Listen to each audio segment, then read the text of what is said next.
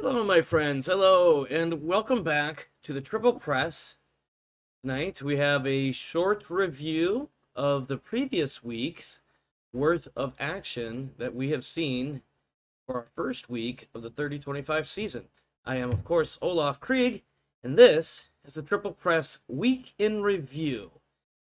Here in a moment, my face will be disappearing off the screen because I will be talking incessantly and without end about all of the things that have happened. At least the ones I can remember and I have notes for. So let me first go ahead and take my ugly mug off the screen so you can see everything in much better detail. So starting off, we have our overall standings. Currently, the Luthien Dragonborn are in first place by a slim margin, although as you look through the standings, you can notice that there's only about a 6-point spread from first to last place, and quite a few people are only separated by 1, possibly 2 points.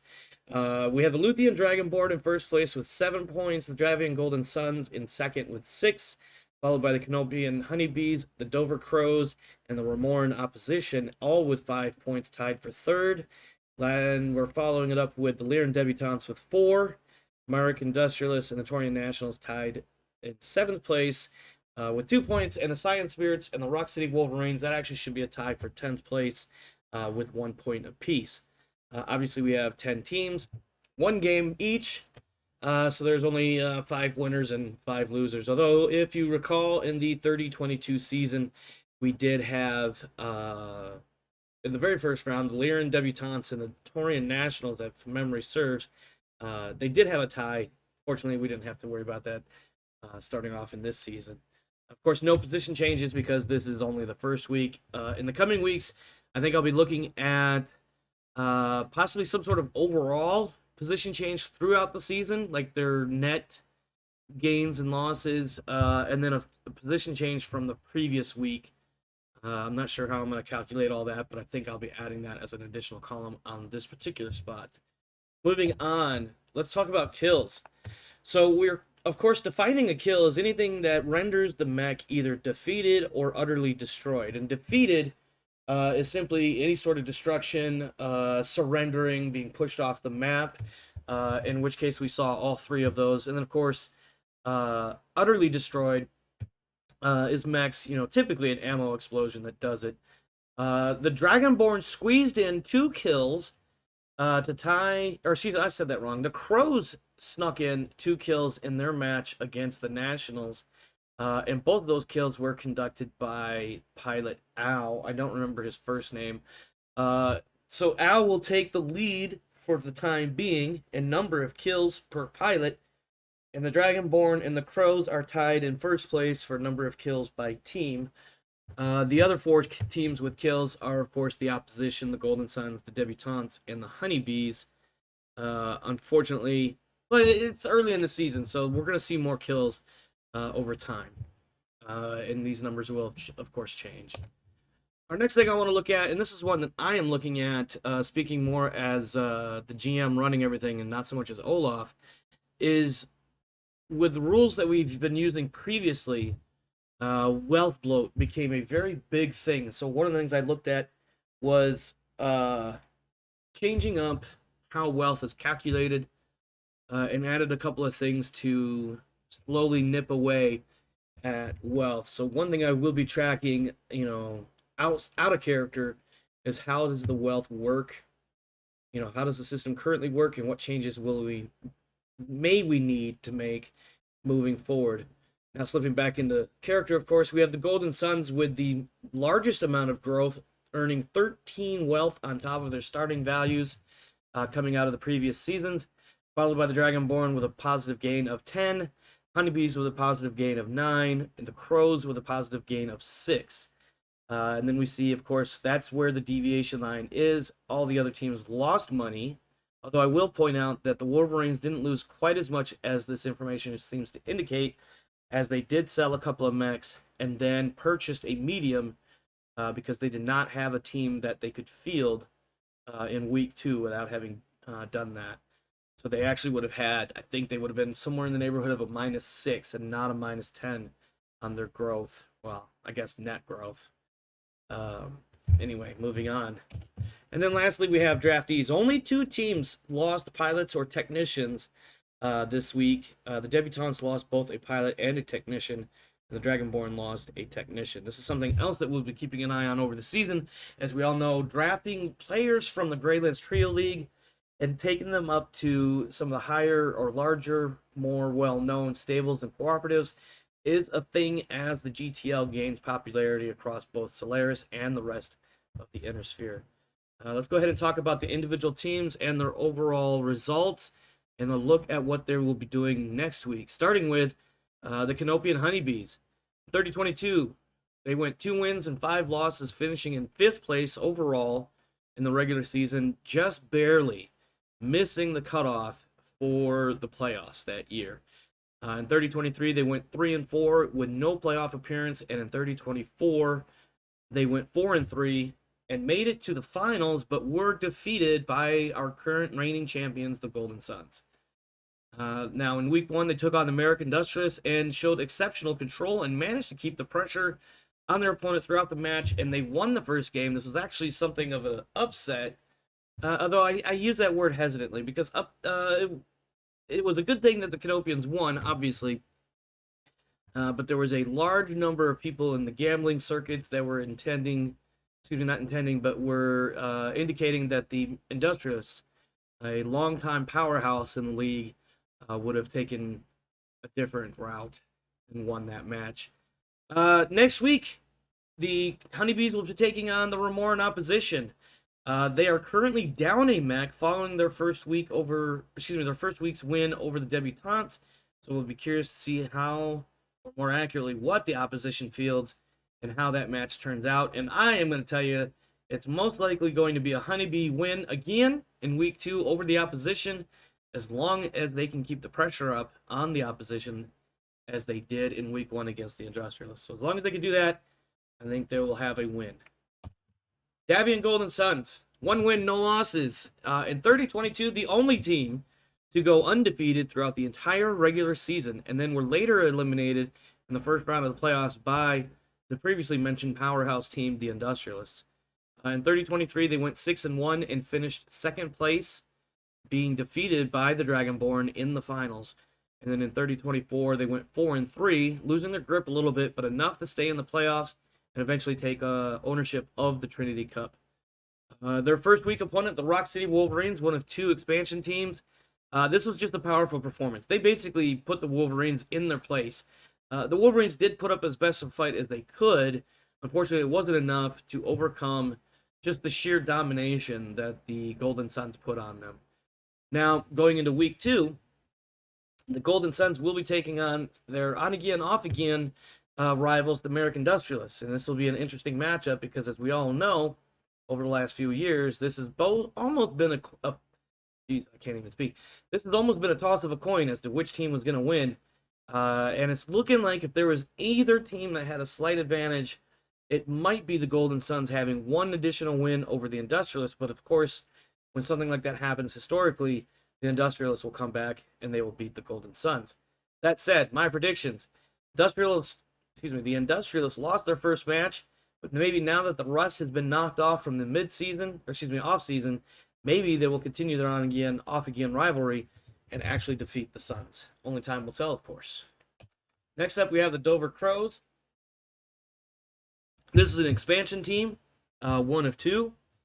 They joined the league just this year, sponsored, of course, for those that don't know, by the Dover branch of the Luthien Armor Works in the Draconis Combat. Their first opponent was the Taurian Nationals. I will tell you that the Crows put on an amazing show of tactical and, to a certain degree, strategic awareness. Excellent use of the terrain and battlefield conditions to dominate their opponent.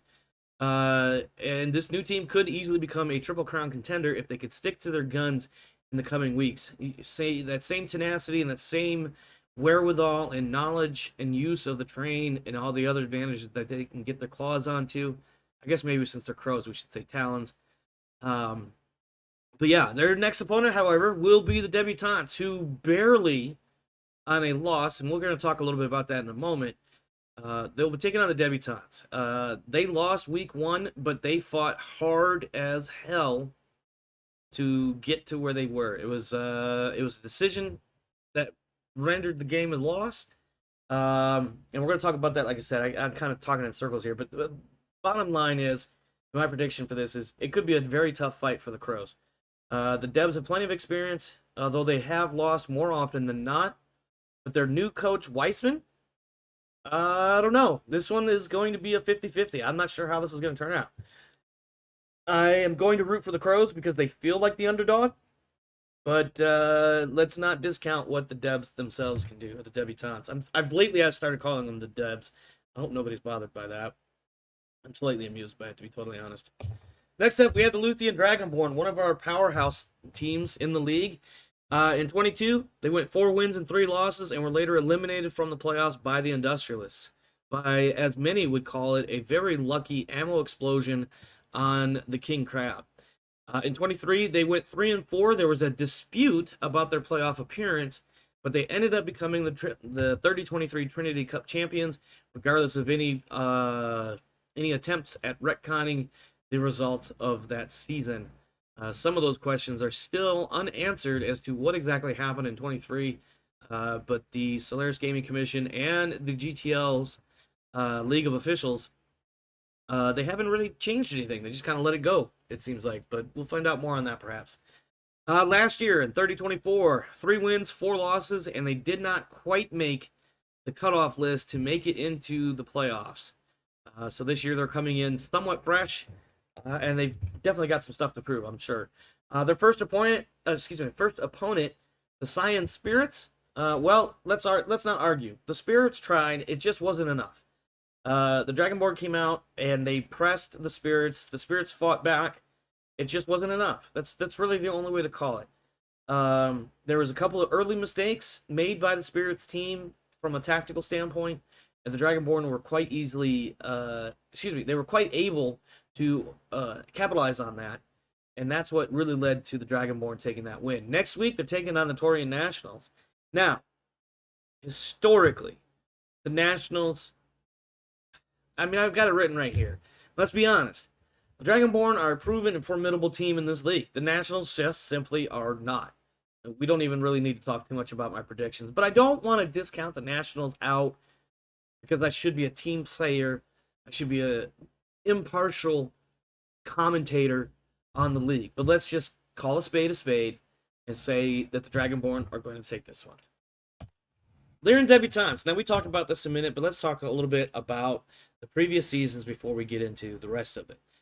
30-22, 1 win and 5 losses and a tie, obviously no playoff appearance.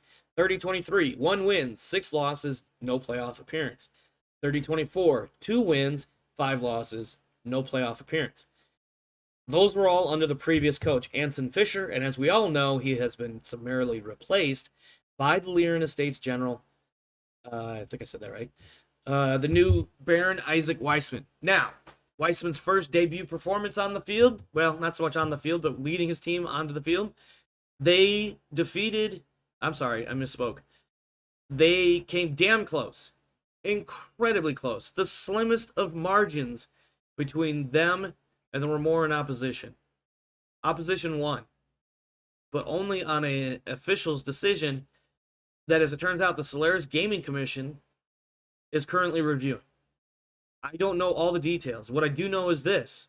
This is the Greyland Trios League with our own league of officials that was certified by the Solaris Gaming Commission, which means we are able to stand on our own. We don't need external parties interfering in our business. Now, I'm just a commentator with a soapbox and a microphone and a bad attitude sometimes, but usually I try to be happy. SGC, back off. We got this. Let the opposition have their win. If Weissman keeps doing what he's been doing, the debutantes will increase their own win-loss record, and it won't matter. That's just my opinion. We're looking forward to seeing what the debutantes can do this year, and we're looking forward to the SGC backing off and letting the GTL run the way we want to run our league. Next week, debutantes are taking on the Crows. Crows went out and dominated. To say dominate might be a little much. They did well. I'm really curious to see how this one's going to go. In fact, I'm still a little torn, as you can see in my notes here. I want to back the debutantes just because they've got more experience in the league, but I'm going to be honest at the same time. I've always been a fan of the underdog. I can't call this one. I feel like I'm doing somebody somewhere a disservice. Go Debs, go Crows. Let's move on. Industrialists, one of my favorite teams in the league. I've always tried to remain impartial, but let's be honest. I've always liked the Industrialists. They went 6-1 in the first season and became the Trinity Cup champions. They went 6-1 again in 30-23 and were eliminated by the Golden Suns. And oh, look at that. In 30-24, 5 wins, 2 losses, and also eliminated by the Golden Suns. And who are they facing in week 2? The Golden Suns. This week they took on the Canopian Honeybees and they lost. It was a tough loss to watch. It really was. I hated to see my team get... they're not my team. I hated to see my favorite team take that hit. But now that they've gotten their nose bloodied, maybe now they'll stand up and they'll step up to the Davion Golden Suns. They'll bring the fires of their rivalry back up, and they will beat the Golden Suns. I'm going to flip a coin. I don't know why, because I'm just going to call it for the Industrialists anyways. It's going to be a tough match. That much I can promise. Go Industrialists. Remora in opposition. 1 win, 0 losses. We talked about this briefly. In 30-22, the Remorans went 3-4. In 23, they went 1-6. And in 24, they went 3-4 again. All 3 years, no playoff appearance. I will say this, the Remoran opposition has always been there nipping at the heels of the other teams. Finishing in the bottom half, sure, but nipping nonetheless. They will not go down easily without a fight. They took on the Debutantes and they fought them to a standstill. They're taking on the Canopian Honeybees next. The Honeybees had a wonderful performance this week. Let's see how this match goes. I think this is going to be a good match to watch. And truth be told, this might be the match to watch this week if you don't want to get caught in the big politics going on between the Industrialists and the Golden Suns. Again, this is going to be a close match to call. I think it's going to be close, but I think it's going to be the Honeybees. That's my prediction. Rock City Wolverines, the second of 2 expansion teams, currently 0-1. They joined just this year. They've been sponsored by a number of automotive and trades union workers in Detroit of North America. Their first week opponent, Davion Golden Suns, a hard fight. They got in there and they did the best they could. It just clearly was not enough. A loss is a loss. Next week, they're taking on the Science Spirits. Now, the Spirits themselves lost to the Dragon Board, as mentioned previously. But yet, this may prove to be a challenge to this unproven team. My cat is currently tearing up a cardboard box. Wonderful. Hold on 1 second while I spray him. Yeah, you. My predictions, honestly, I like the fighting tenacity of these Wolverines. Let's see if they can show some real teeth here in the match against the Spirits. Unfortunately, I also like the Spirits, so perhaps another coin toss? Who knows? Spirits, damn close in the end, but I think it's going to be the Spirits. Speaking of the Spirits, 3-4 in 30-22, finished in the finals, second place overall, defeated by the Industrialists. 30-23, they went 6-1 and were eliminated from the playoffs by the Dragonborn. And in 30-24, not sure what happened, but they went 2-5 with no playoff appearance. Now, historically, the Spirits have something going for them. It's kind of slipped in the previous season, but this season could be that point where things turn around. Now, the Dragonborn did beat them, as I mentioned a moment ago. Time will tell how things move along through the rest of the season. Next week, they're taking on the new team, the Rock City Wolverines, who did everything correct in the first week except get shots that they needed to land to actually hit. Another coin toss, as I mentioned a moment ago. I think it's going to be the Spirits, though. And lastly, the Torian Nationals, 1-5 with a draw in the first season, 1-6 in the second season, and 5-2. They did make it into the playoffs in 30-24, but they were eliminated by the Canopian Honeybees in the first round. Now, the first week, they took on the Dover Crows. They got beat pretty bad. Like, they tried. It just wasn't enough. Again, I've said that a bunch of times, but it just wasn't. On paper, they were expected to win for a number of reasons, but surprise, the Crows outplayed them in the season opener. Next week, they're taking on arguably a stronger, much more strong team, the Luthien Dragonborn. And honestly, I gotta call it for the Dragonborn. There's really no other way to do it. I will say this. Nationals made it to the playoffs last year. Was it a fluke? Have they turned themselves around? We'll find out this week when they take on the Dragonborn. But I still think it's going to be the Luthien team that wins. Now, last quick snapshot here. We've got the Dover Crows and the Lyran Debutantes, our first player versus player matchup this week coming up. We've also got the Merrick Industrialists hosting the Davian Golden Suns, the Remoran Opposition hosting the Canopian Honeybees, and the Torian Nationals taking on the Luthien Dragonborn. And then lastly, the Science Spirits and the Rock City Wolverines, our first GM versus GM team match. This particular match will be streamed live. Date to be determined. That will be based on when the rest of the matches are scheduled. These are all the slides I have. Let me turn my ugly mug back on for you so you at least have something silly to look at. Speaking as both Olaf and Omar, Olaf, of course, is my commentator character. Omar is me. Hello. This first week has been an amazing series. It's taking roughly 2 weeks to get through it all. But here we are near the end of the week and not on the weekend, putting together our weekly recap video.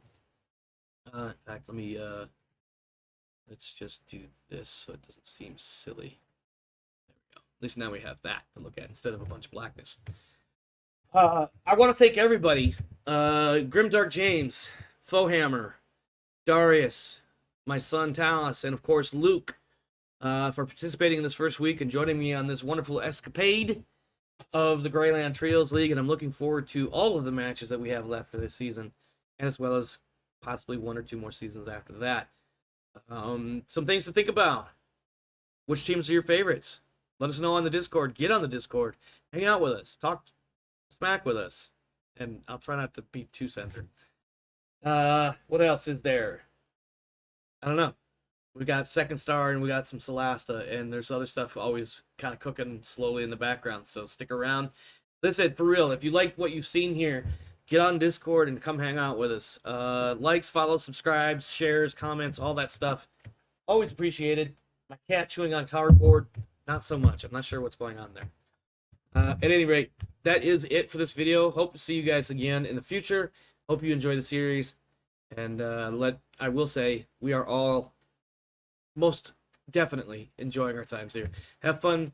Be safe. See you guys soon.